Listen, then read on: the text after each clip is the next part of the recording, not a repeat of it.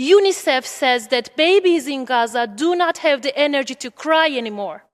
We are already witnessing with horror the death of children due to starvation. The international community is no longer discussing whether the indiscriminate and disproportionate attacks and collective punishment by Israel in Gaza amounts to war crimes and crimes against humanity. But the International Court of Justice found it plausible that Israel's acts could amount to genocide and issued provisional measures to protect Palestinians. United Nations Special Rapporteur on Palestinian Territories, Francesca Albanese, analyzed the pattern of violence and Israel's policies in Gaza in her latest report and concluded that there are reasonable grounds to believe that the threshold indicating Israel's commission of genocide is met.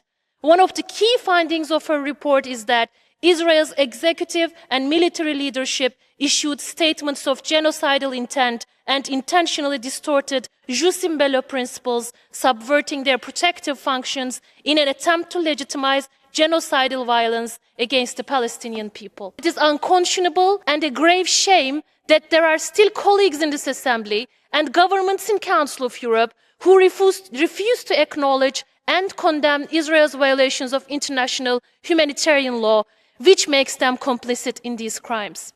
They should know that they have buried their legitimacy to speak about human rights ever again, together with the bodies of thousands of children murdered in Gaza.